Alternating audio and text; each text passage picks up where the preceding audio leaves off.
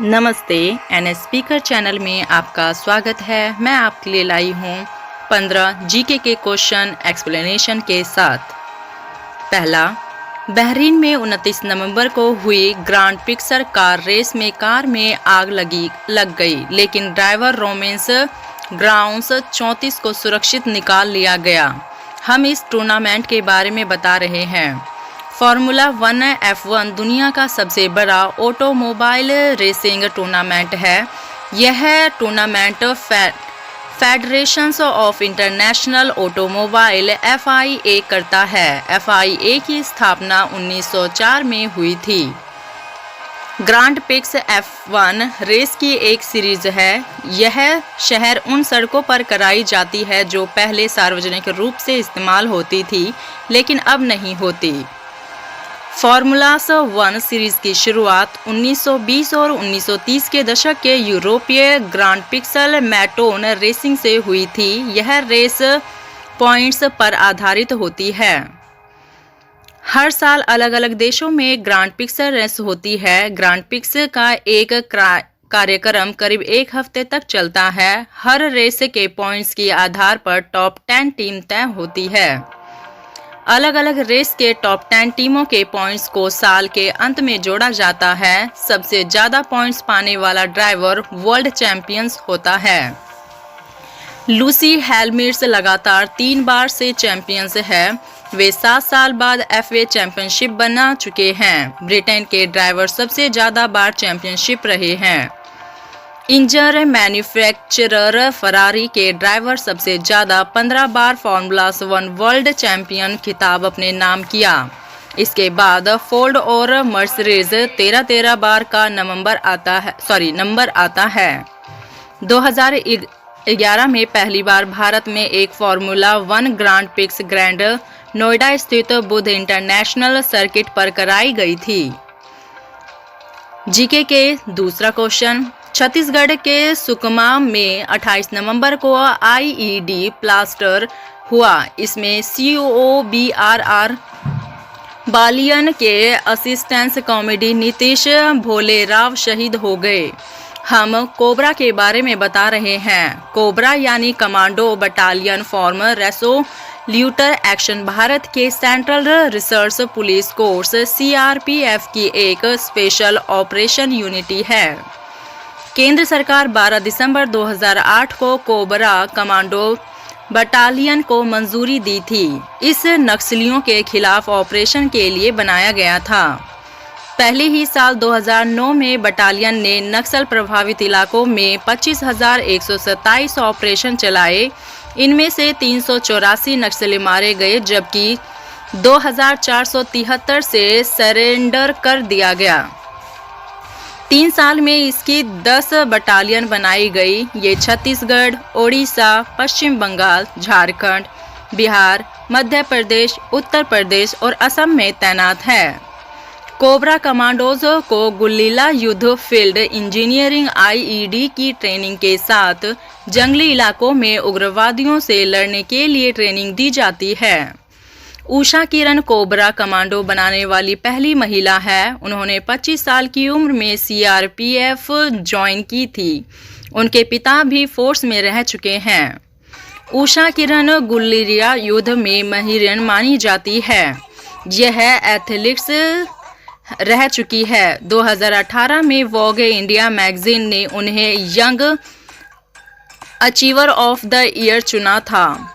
Cobra commandos की training Karnataka के बेलगाम और ओडिशा कोरापुट में होती है। यहाँ CRPF के जंगल वॉरफेयर इंस्टीट्यूट है। जीके के तीसरा क्वेश्चन, देव दिवाली के मौके पर 30 नवंबर को PM मोदी बनारसी के दौर पर रहे। हम बनारसी के गंगा घाटों के बारे में बता रहे हैं।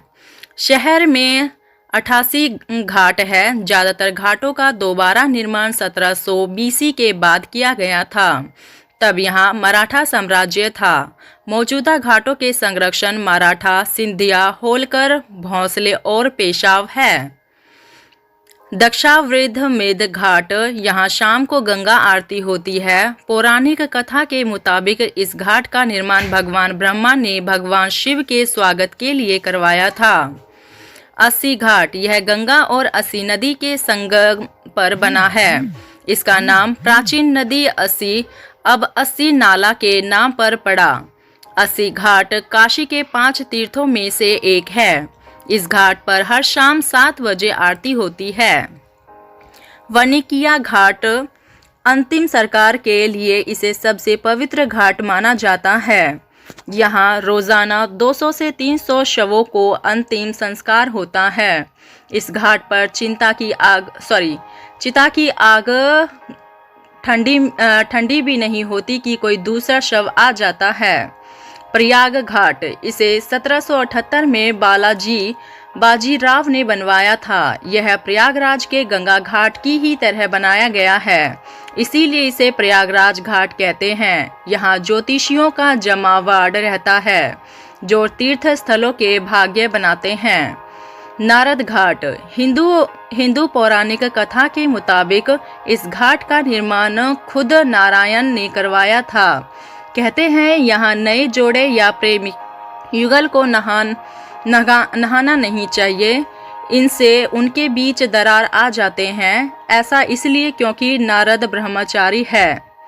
इनके अलावा यहाँ सिद्धियाँ घाट, मानमंदिर घाट, ललिता घाट, बछरा घाट, मानसरोवर घाट, दरभंगा घाट और चेतन सिंह घाटों पर भी श्रद्धालुओं और पर्यटकों की भीड़ जमा होती है।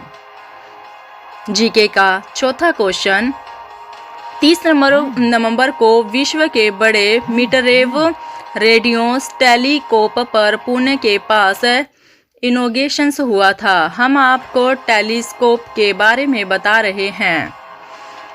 1608 में नीदरलैंड में वैज्ञानिक हैम्स लिपरेशन ने टेलीस्कोप के लिए नीदरलैंड सरकार के पास पेटेंट सबमिट किया था। 1609 में इटली के महान वैज्ञानिक गैलीलियो गैलीली ने ग्रहों उपग्रहों को देखने के लिए अपना टेलीस्कोप बनाया था, हालांकि उन्होंने इसे नाम नहीं दिया। 1611 में ग्रीक गणितज्ञ जियोवेनिक एमिसियासेनी ने इसे टेलीस्कोप नाम दिया। इसमें टेली का मतलब दूर और स्कोप या स्कोपियन का अर्थ देखने से है।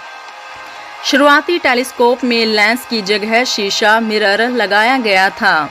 ये टेलीस्कोप परावर्तन के सिद्धांत पर काम करता था। 1668 में आइजैक न्यूटन ने टेलीस्कोप बनाया। उन्होंने इसे न्यूटोनियन रिलेक्टोमीटर नाम दिया। 1733 में अपरिवर्तन रिफ्लेक्शंस बेड टेलीस्कोप आए। इनकी साइज अधिकतम 1 मीटर होती है। 20वीं शताब्दी में टेलीस्कोप को लेकर क्रांति हो गई। एक्सरेज अल्ट्रावायलेट इंफ्रारेड सब मिलीमीटर और रेडियो टेलीस्कोप आ गए। 2012 में गामा रे टेलीस्कोप की खोज हुई। इसे धरती का चक्कर लगा रहे सैटेलाइट पर लगाया जाता है। जीके का 5वां क्वेश्चन, 3 दिसंबर 1829 को सती प्रथा का अंत हुआ था। हम आपको इसी के बारे में बता रहे हैं। मान्यताओं के मुताबिक सती प्रथा की शुरुआत माँ दुर्गा के साती रूप से हुई। पति भगवान शिव के अपमान पर वे अहम कुंड की आग में जल गई थी। हिंदू धर्म के 4 वैदिक ऋग्वेद, यजुर्वेद, सामवेद और अर्थवेद में से किसी में भी सती प्रथा का कोई उल्लेख नहीं मिला। सती होने के पहले प्रमाण गुप्त काल में 1510 ईस्वी के आसपास मिलती है। उस समय गोपाल राज के युद्ध में मारे जाने पर उनकी पत्नी ने जान दे दी थी। भारत में जौहर भी सती प्रथा की तरह ही था। इस्लामिक हमलों के समय राजपूत रानियां कपड़े जाने के बजाय आग में कूदकर अपनी जान दे देती थी। एक समय सती के नाम पर बंगाल में औरतों को जिंदा जला दिया गया था। उस समय बाल विवाह की प्रथा भी थी। राजस्थान जैसे कई राज्यों में सती होने वाली महिलाओं का महिमा मंडल किया जाता था। कई बार तो उनके मंदिर भी बनाए जाते थे। लॉर्ड विलियम बेकेट और राजा राम मोहन राय की कोशिशों के चलते 1829 में अंग्रेजों ने सती प्रथा को गैर कानूनी घोषित कर दिया था। अमीर खुसरो ने अपने एक ग्रंथ में सती प्रथा की तारीफ की है। उन्होंने लिखा है, मैंने इस तरह की प्रथा को दुनिया में कहीं नहीं देखा। इस देश की महिलाएं धन्य हैं। जीके का छठा क्वेश्चन, मॉम के पुतले बनाने वाले मैडम तुसाई का जन्म 1 दिसंबर 1761 को फ्रांस के स्ट्रासबर्ग शहर में हुआ था। हम मैडम तुमास और उनके अनूठे म्यूजियम के बारे में बता रहे हैं। मैडम मैरी तुजान ने 1835 में अपने म्यूजियम की नींव रखी थी।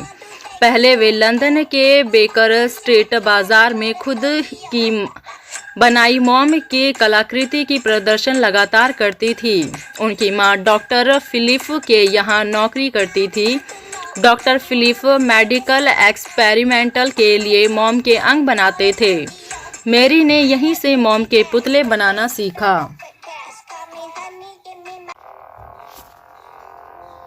मैरी ने 1777 में पहली बार महान विचारक वोल्टेयर का मोम का पुतला बनाया था। उन्होंने 1798 में मशहूर जैक्स रूसो और बेंजामिन फ्रैंकलिन के मोम के पुतले भी बनाए। मैरी को शादी परिवार का खास हमदर्द माना जाता था, इसीलिए